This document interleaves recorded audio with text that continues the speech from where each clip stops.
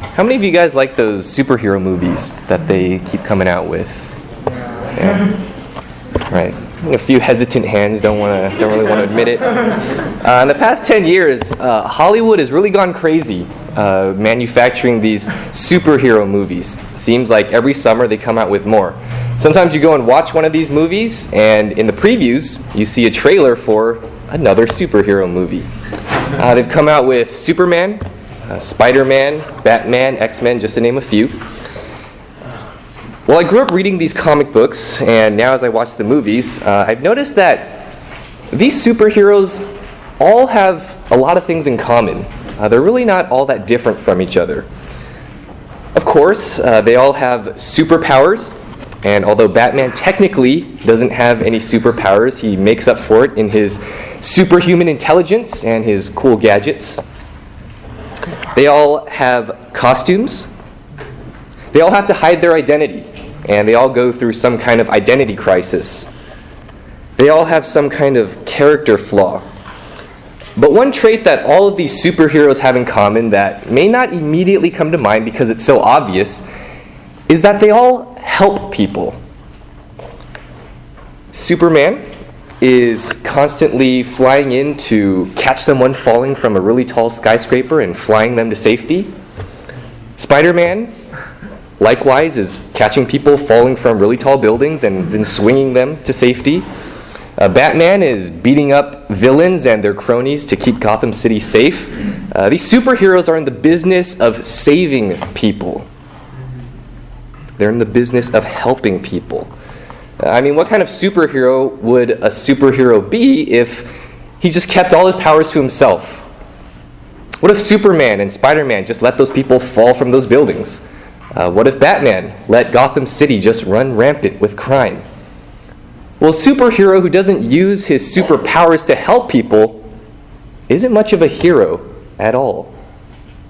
Even these secular people who created these characters understand that a hero, a true hero, is someone that helps other people.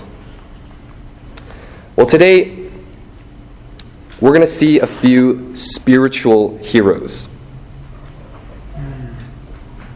Heroes are those who help people. That's the kind of hero that we want, right? That's the kind of hero that we instinctively look up to and admire. Now, the text that we're going to look at doesn't call these men spiritual heroes, but I'm going to call them spiritual heroes because they've dedicated their whole life to helping and serving other people, and because they're the kind of men that you want to look up to and imitate. Now, turn over to Philippians chapter 2. Philippians chapter 2. Today we're going to go over verses 17 to 30. We're going to cover a pretty large portion of Scripture today, 14 verses, so we're not going to get into too much detail. But I think as we study the main points, we're going to easily understand what Paul's trying to get at, what he's calling us to do. Philippians chapter 2, starting in verse 17. But even if I am being poured out as a drink offering upon the sacrifice and service of your faith, I rejoice and share my joy with you all. You too, I urge you, rejoice in the same way and share your joy with me. But I hope in the Lord Jesus to send Timothy to you shortly, so that I also may be encouraged when I learn of your condition. For I have no one else of kindred spirit who will genuinely be concerned for your welfare. For they all seek after their own interests, not those of Christ Jesus. But you know of his proven worth, that he served with me in the furtherance of the gospel like a child serving his father.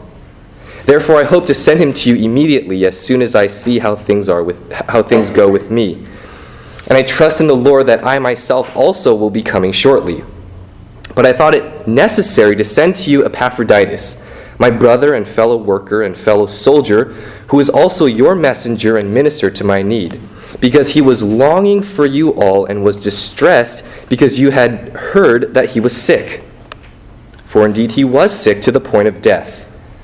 But God had mercy on him, and not on him only, but also on me, so that I would not have sorrow upon sorrow. Therefore I have sent him all the more eagerly, so that when you see him again, you may rejoice, and I may be less concerned about you.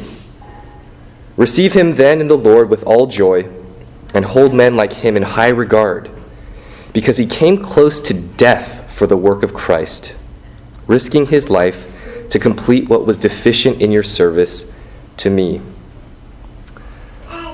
Upon first reading this passage, you might be thinking, well, that's random. Why does Paul all of a sudden start talking about these two guys, Timothy and Epaphroditus? How does this fit in with the rest of the book? Well, if you take into consideration the context in which this passage appears, it'll become obvious that this is not random. It's anything but random. It fits perfectly. Paul is very purposeful in how he's writing. Up to this point in the letter, Paul's been exhorting the Philippians on how to live the Christian life. And he says that the mark of the Christian life, the life that's worthy of the gospel of Christ, is a life of selflessness and humility. Take a look at chapter 2, verses 3 to 4.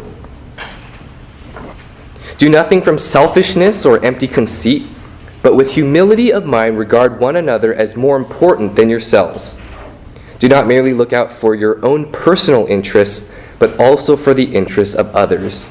And then in verses 5 to 11, Paul jumps into the example of Christ, who was the most selfless and the most humble person to ever live. So Paul's exhorting us to drop our own pride, to drop our own selfishness, our own self-centeredness.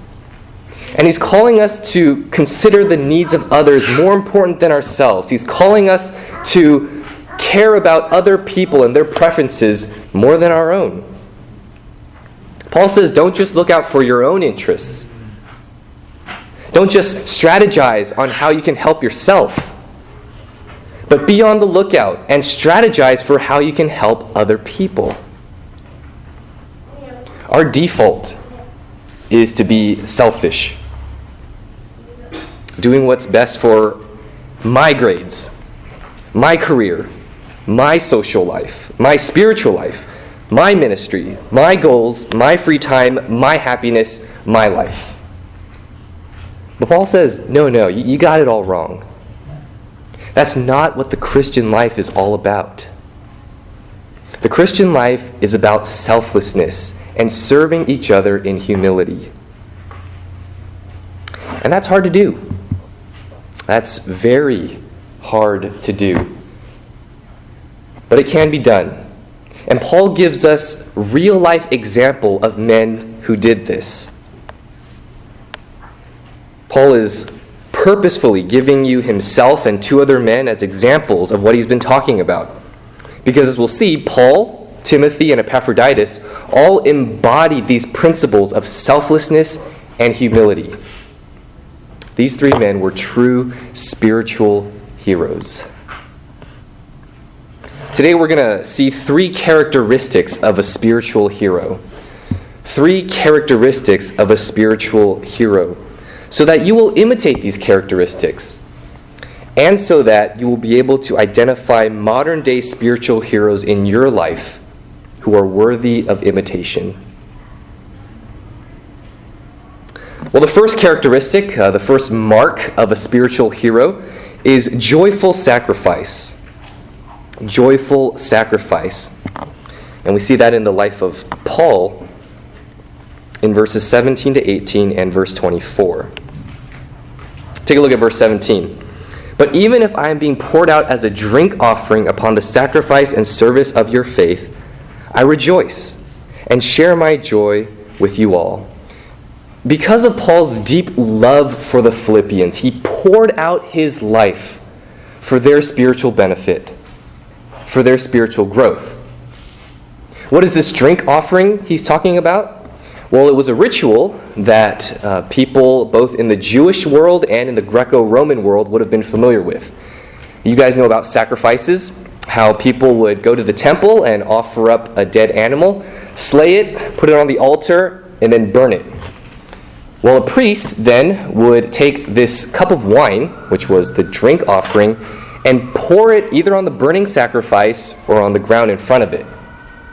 And if this wine was poured onto the burning sacrifice, it would evaporate, and the steam would represent the sacrifice rising up into the nostrils of the deity as a pleasing sacrifice to him. And so for the Jews, it would be Yahweh, and for the Greeks and the Romans, it would be whatever pagan deity they were sacrificing to. So the drink offering symbolically showed how the sacrifice was pleasing to God. This sacrifice that was pleasing to God, and this sacrifice that Paul was willing to be poured out for, was the Philippians' faith. And we saw this in chapter 1, verse 25 already. Take a look there. Let's back up to verse 23, Philippians 1, verse 23. But I am hard pressed from both directions, having the desire to depart and be with Christ, for that is very much better. Yet to remain on in the flesh is more necessary for your sake. Convinced of this, I know that I will remain and continue with you all for your progress and joy in the faith. But Paul desired to remain and continue with the Philippians for what? For your progress and joy in the faith. He wanted the Philippians to grow in their joy and in their faith. And in chapter 2, verse 17, he says the same thing.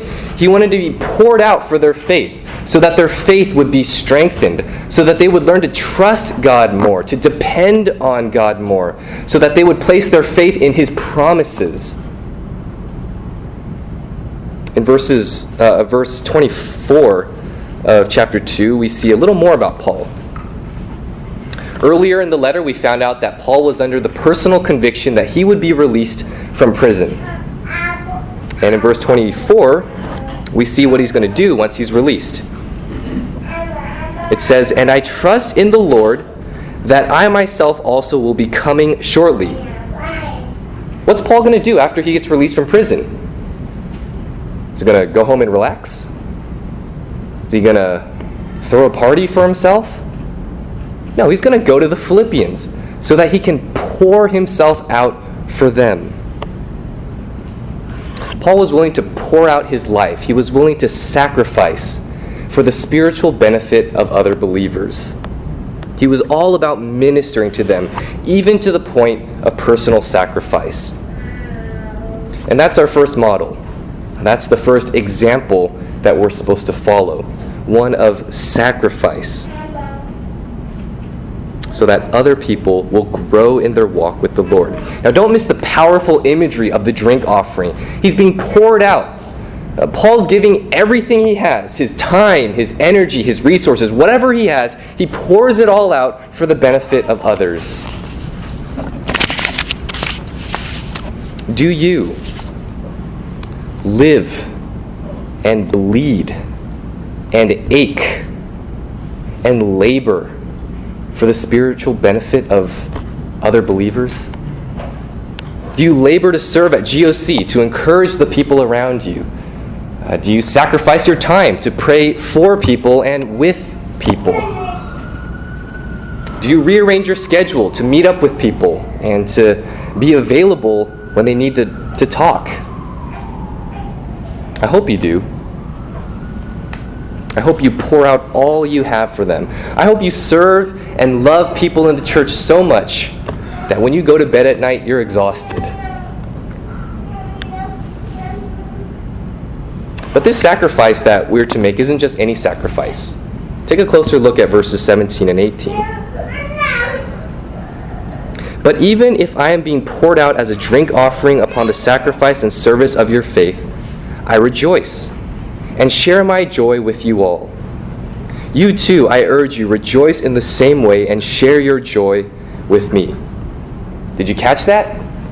There's a whole lot of joy going on in those verses.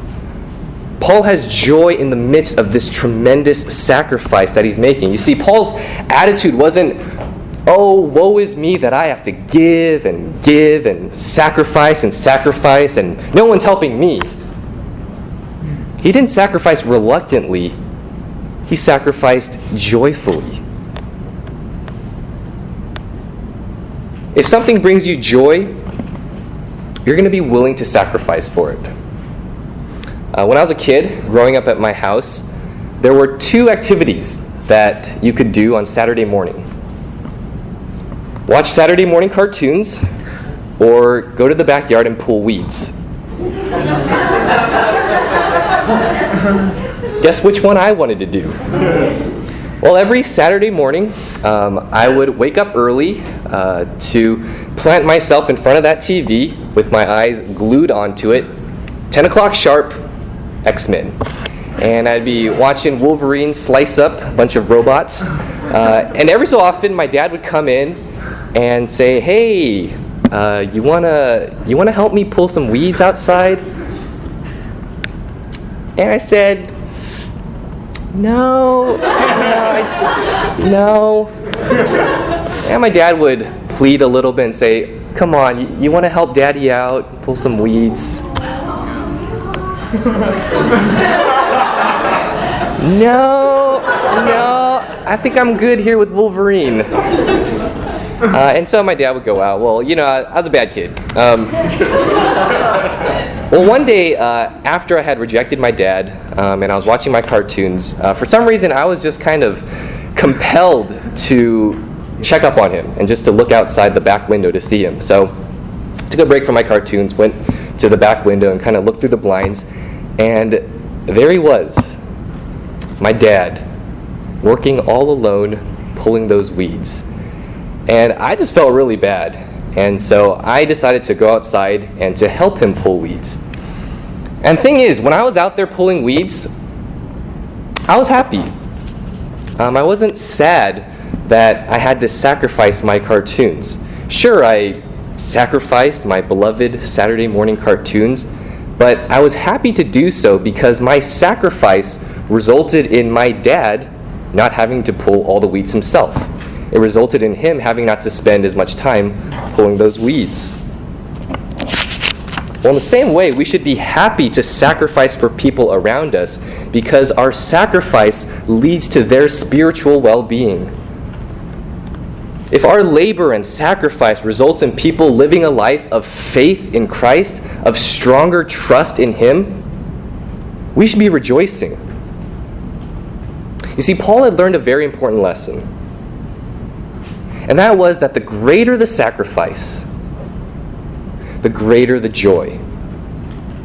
Not because the sacrifice was intrinsically joyful or noble, but because of what the sacrifice accomplished, because of what the sacrifice resulted in, and that with other people's spiritual benefit.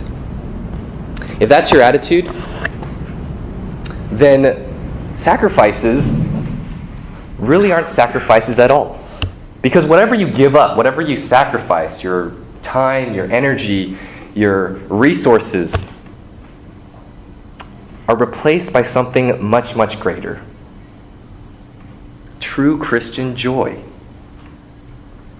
And therefore the sacrifice is no longer really a sacrifice. Paul poured out his life, and he was happy to do so. There's an elder at Grace Church that some of you might know. His name is Mr. Bill Zimmer. He's been at Grace Church for 37 years. He's been an elder for 30 years, and he's been serving at the CSUN Bible Study for over 30 years. The CSUN Bible Study is the GOC equivalent at Cal State Northridge. And so Mr. Zimmer has been serving there for over 30 years. Well, on Crossroads, you can always find Mr. Zimmer. He's the elderly man sitting towards the back. He actually sits in the same section as we do, just towards the back. He's the man with the cane. Mr. Zimmer has bone cancer, which makes his bones brittle and breakable. He's had heart problems as well that have kept him from treating the cancer in the way that the doctors would have liked. He's had all kinds of heart surgeries, bypasses, fake valves, things like that. A few years ago, a firm handshake would have broken a bone in his hand. The cancer spread to his spine, and now his vertebrae are breaking. He's already had one operation because one vertebra was so brittle that they had to fill it with this mesh that was kind of like cement to strengthen it. And it worked out pretty well, but ever since then he's been walking with a cane. Well, now he has 2 other vertebrae that are deteriorating, and he needs the same operation. Well, we've seen a couple of doctors about this. One doctor said to go ahead and go with the surgery to do the same thing and to fill those 2 bones with cement. And the second doctor said that at this stage in his life, and with this stage with the cancer, it's better to not do the surgery and just live with whatever time he has left. Jesse Johnson is the shepherd at CSUN, so he's the one that serves alongside Mr. Zimmer. And he was telling us, Jesse Johnson was telling us, that their Bible study goes from 7 to 9 p.m., and that at one Bible study this semester, Mr. Zimmer left at 9:40 and apologized profusely for leaving early. Because last semester, Jesse Johnson and Mr. Zimmer were always the last ones to leave. That's an example of someone who pours out his life for the church. That sacrifice. Well, let's move on to the second characteristic of a spiritual hero. The second characteristic is selfless service. We see that in the life of Timothy in verses 19 to 23. The life of Timothy makes many things that Paul was saying so far very explicit. Verse 20, Paul says he has no one else of kindred spirit. What does that sound like? It sounds a lot like chapter 1, verse 27. Standing firm in one spirit. It sounds a lot like chapter 2, verse 2. Being united in spirit. Timothy and Paul lived out this unity that Paul's been talking about. Their souls were knit together. Look at the next phrase in verse 20. Timothy is described as one who will genuinely be concerned for your welfare. Well, what does that sound like? It sounds a lot like chapter 2, verse 4. Do not merely look out for your own personal interests, but also for the interests of others. Timothy was genuinely others-focused. He genuinely cared about the people around him. That's why Paul was absolutely confident in sending him to the church at Philippi. Verse 21 says that everyone seeks their own interest, the exact opposite of what Paul exhorts us to do in 2:4. And Timothy was an example of someone who is not seeking his own interest. And Paul says there's no one like him. That when it comes to selflessness and caring about other people, Timothy's in a class by himself. Wouldn't that be something if someone said that about you? In verse 22, Paul says Timothy served with him in the furtherance of the gospel. They were evangelism partners. We know from the book of Acts that they traveled on these missionary journeys, planting churches and proclaiming the gospel wherever they went. We know a little more about Timothy from Paul's letters to Timothy, and so let me read a little bit from there. Let me read you these descriptions of Timothy from Paul's letters to him. 1 Timothy 4:12, let no one look down on your youthfulness, but rather in speech, conduct, love, faith, and purity, show yourself an example to those who believe. Here we learn that Timothy was very young to be a pastor. He was probably 30 to 40 years old, which was much younger than all the other elders at that church. So Timothy was a young pastor. 2 Timothy 1:6-7. For this reason, I remind you to kindle afresh the gift of God which is in you through the laying on of my hands. For God has not given us a spirit of timidity, but of power and of love and discipline. Well, because Timothy was so young, and because these elders had the tendency to look down on him, Timothy became very timid. He became very passive in his ministry. He lacked boldness in his ministry. He wasn't using the gifts that God had given him. 1 Timothy 5:23, no longer drink water exclusively, but use a little wine for the sake of your stomach and your frequent ailments. Paul encourages Timothy to drink a little bit of wine for medicinal purposes because he had frequent ailments. He was constantly sick. Now, imagine you're at a church and your church is looking for a new pastor. And you're on the search committee, the committee that's in charge of finding the new pastor, and in walks Timothy. Hands you his resume, hands you his application. Well, would you really hire a man who was too young, too timid, and sick all the time? Yeah, this guy's going to make a great pastor. But the thing is, Timothy was a great pastor. He was a great evangelist. He was a great ministry partner to Paul. You see, Timothy's usefulness was not found in the fact that he was tremendously talented or that he had a tremendous amount of ministry experience. His usefulness was found in the fact that he considered other people's needs more important than his own. It was found in the fact that, as the text says, he was genuinely concerned for the needs of others. Timothy made a huge impact for the kingdom of God, and so can you. And it has nothing to do with your talent. It has nothing to do with your intelligence, your education. It has nothing to do with your personality or how outgoing you are. It doesn't have to do with your position at Grace on campus. It doesn't have to do with how skilled you are at exegesis or how well you can teach the Bible, but it has everything to do with how much you care for other people. It has everything to do with your willingness to selflessly serve the people around you. I think many of us fall into the trap of thinking, I'm not blank enough to make an impact for God. I'm not old enough yet. I'm not smart enough. I'm not outgoing enough. I'm not gifted enough. I'm just not the right person for the job.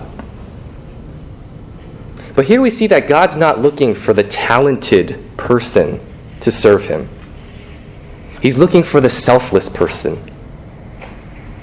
And you are the right person for the job as long as you're willing to serve others in a selfless way. Last semester, I stayed behind after church to take care of some things, and I had to take care of something in the kitchen in the JK building, and I walked in and I saw something that really touched my heart. I walked in and I saw these two ladies. One of them was physically handicapped. She was in an electric wheelchair. Her arms were small and they were like this. She was probably mentally handicapped as well. And next to her was another lady who was perfectly healthy, probably about 40 years old. And this 40-year-old lady was eating lunch with her and feeding her lunch. She had a bowl of porridge or something and was spoon-feeding her one spoon after the other. And I just walked past them and I said in my head, you get this whole Christian thing a lot better than I do. That's selflessness. That lady didn't need any skill or talent to do what she was doing. She just needed selfless service. Well, moving on to the third characteristic of a spiritual hero. We've seen joyful sacrifice, we've seen selfless service, and now faithful labor. Faithful labor. We see that in Epaphroditus in verses 25 to 30. After hearing that Paul was in prison in Rome, the Philippians sent a member of their congregation to minister to his needs. And along with Epaphroditus, they sent a financial gift to give to Paul to help him out in a very tangible way. So Epaphroditus makes the trip from Philippi to Rome, where Paul is, and along the way he gets sick. He gets really sick. The text says that he gets sick even to the point of death. And by the time he arrives in Rome to where Paul is, he's about to die. Well, by the mercy of God, Epaphroditus survives. And Paul says that he's very thankful for that, because if Epaphroditus died, he would have had sorrow upon sorrow. It would have crushed Paul to lose a friend like Epaphroditus.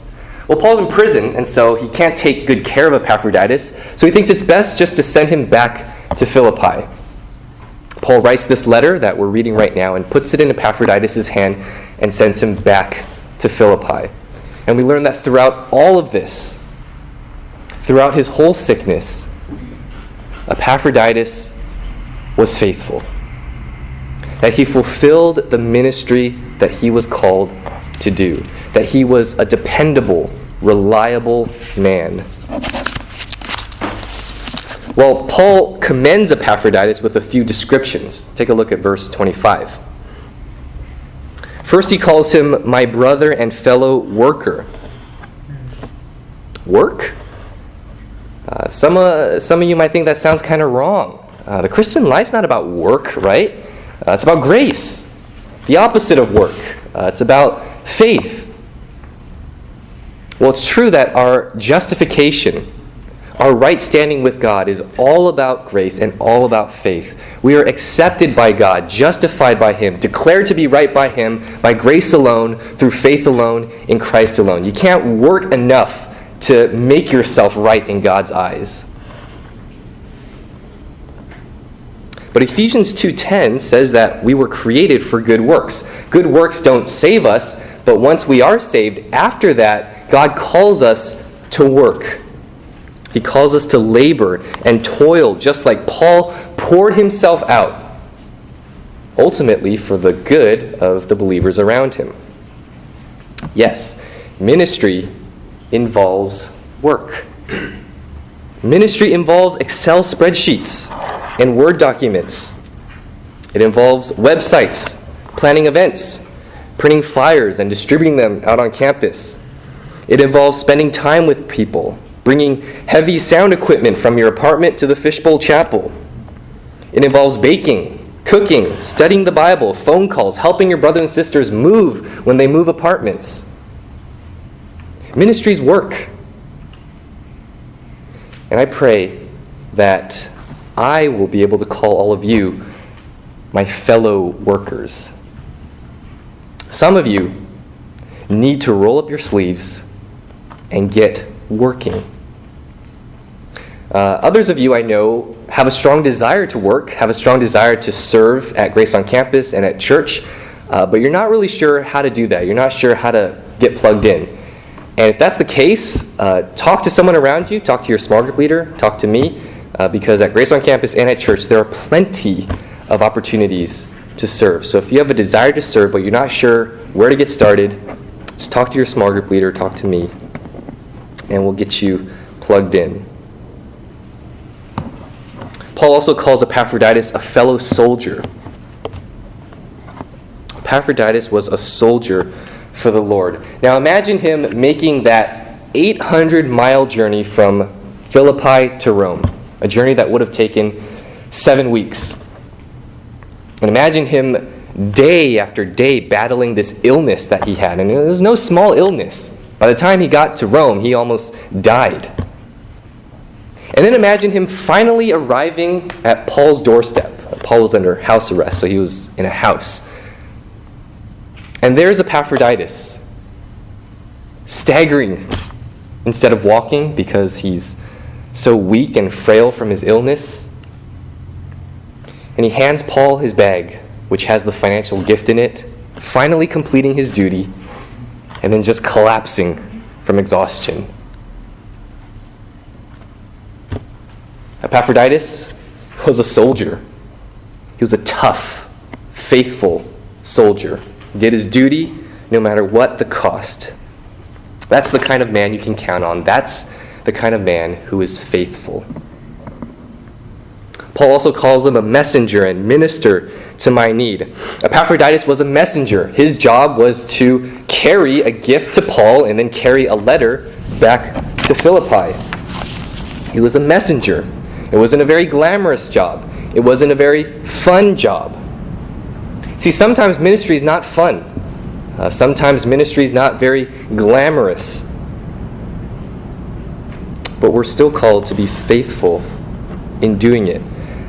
Don't get me wrong, a lot of ministry is fun. I mean, I minister alongside many of you, all of you to a certain extent, and we have a lot of fun. I probably laugh at lunch with Chris more than I do all week. Ministry's a lot of fun. But sometimes ministry feels more like work. Sometimes ministry involves sacrifice.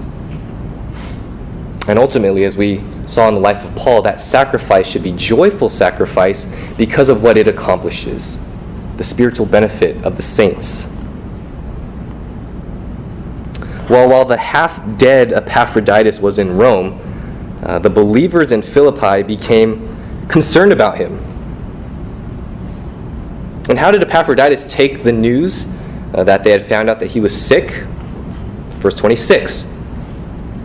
He was longing for you all and was distressed because you had heard that he was sick.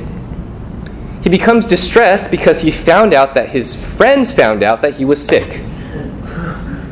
Why? Because he was a selfless man. He becomes sad because they found out that he was sick. For most of us, we get sad when people don't know we're sick. Oh, nobody knows I'm sick. Nobody knows how bad I'm feeling right now. Make sure to cough in front of them.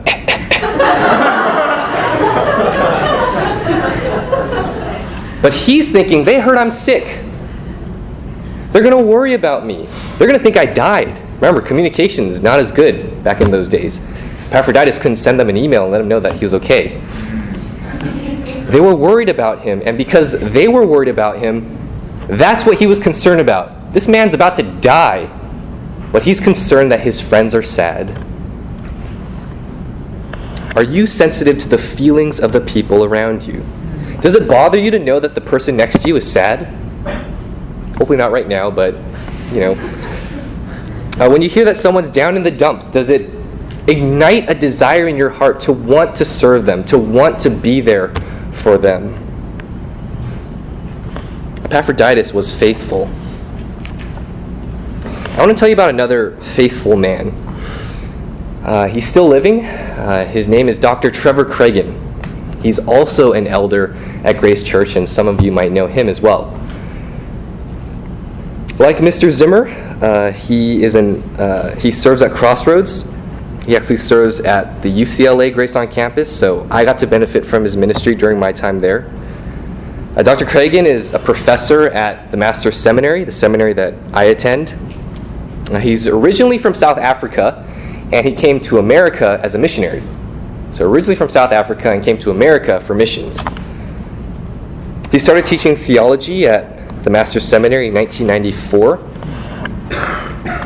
He teaches things like soteriology and Christology, things that have to do with salvation and Christ. And it's hard to describe the impact that this man has had. Many of his lectures have been recorded and put onto DVDs, and they've been distributed all throughout the world. It's really hard to describe how much impact he's had. But one way I could describe it is that at the Master's Seminary, at TMS, us seminary guys kind of have like this inside understanding that there are really three legendary professors at TMS. There's a lot of good professors. They're all good. But there's three legends. And it's Dr. Robert Thomas, Dr. James Roscup, and Dr. Trevor Cragen. He's one of the big three of the Master's Seminary. And if you think about it, he's been serving there since 1994. Think about all the future pastors that he's trained. Think about all the pastors out there that have been influenced by this man's teaching, not to mention the DVDs. Dr. Cragen also served faithfully at UCLA for 15 years. And I was there from years 11 to 15. Dr. Cragen and his wife had a tremendous impact while they're at UCLA. Dr. Cragen has Parkinson's disease, which degenerates the nervous system. Dr. Cragen has almost completely lost his voice, and so he actually retired from teaching a couple of years ago. When you talk to Dr. Cragen, you got to put your ear right next to his mouth because he can only whisper the softest whisper. In addition, because of the Parkinson's, he shakes uncontrollably, and it's a lot worse at night.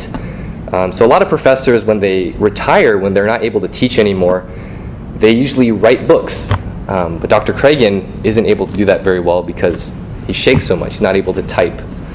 At UCLA, we meet on Fridays from 7 to 9, which is nighttime, and so sometimes I would see Dr. Cragen come and serve faithfully, talking to people, but just shaking uncontrollably.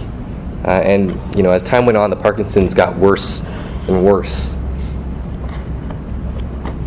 But he still faithfully came, still faithfully served, did whatever he could, talked to as many people as he could. This Tuesday morning, we had a shepherd's meeting. All the shepherds met together, and we discussed that Dr. Cragen's actually leaving.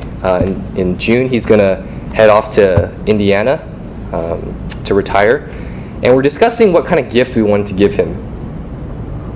And so one guy said, I think the best thing we could give Dr. Cragen is just a check. Just give him some money.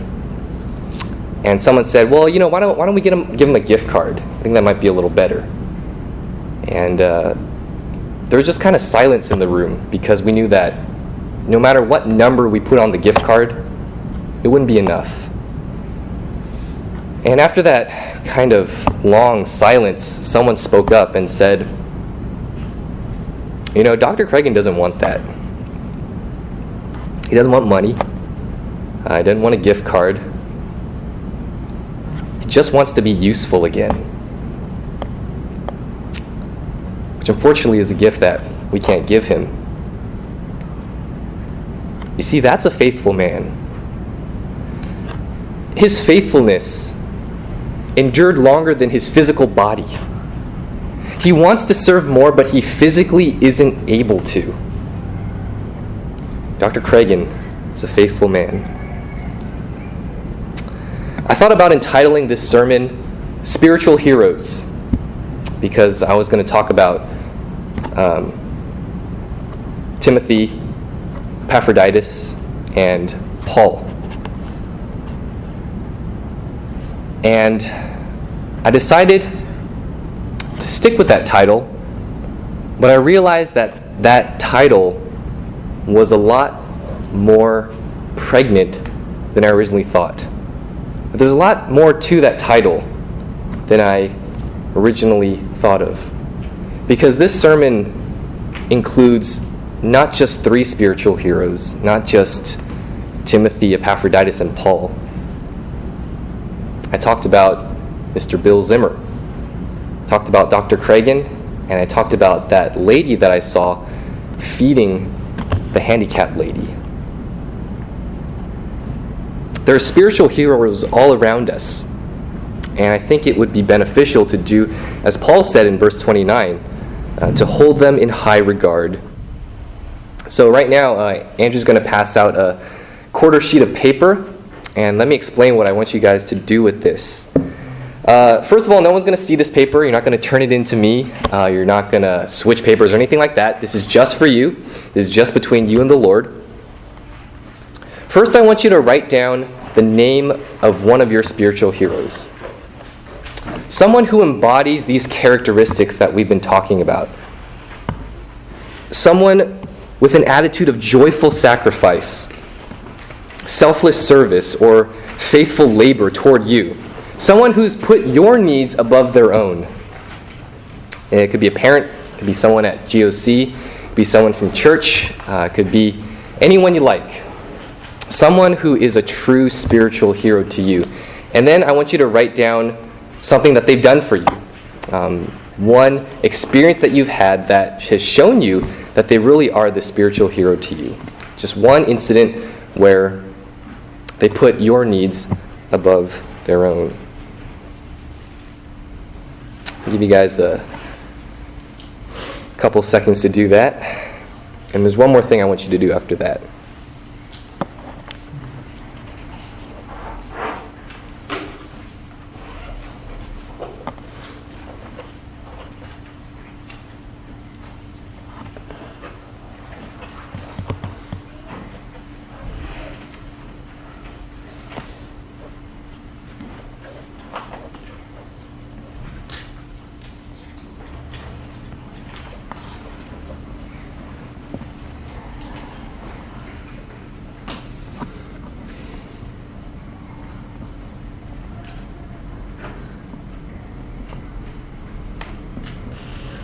All right, well, that's the first thing I want you guys to do, the name of spiritual hero, someone who embodies these characteristics we've been talking about, and something that they've done for you to put your needs before their own.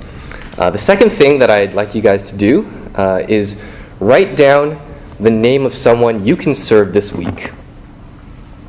Someone that you can embody these characteristics to. Someone you can sacrifice for. Someone you can serve for. And after you write down their name, and it's someone that you want to serve this coming week, after you write down their name, write down one thing that you will do for them. So an actual act of service that you're going to do for them. I'll give you guys a couple seconds to finish that off too.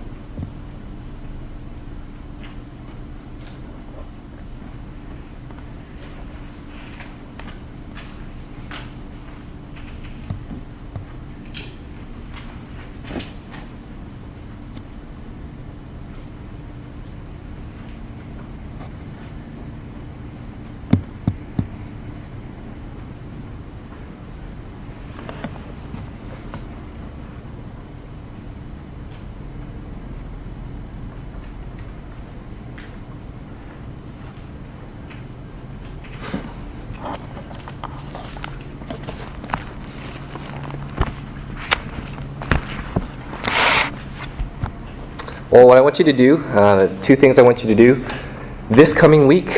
First of all, thank the person that you wrote down in number 1. Everyone do that this week. I'm going to do it. Mine is my mom. I can tell you why later on, and I'm going to call her and let her know that I appreciate her service to me. And the second thing I want you to do is to actually do what you wrote down in number 2. To actually do it this coming week.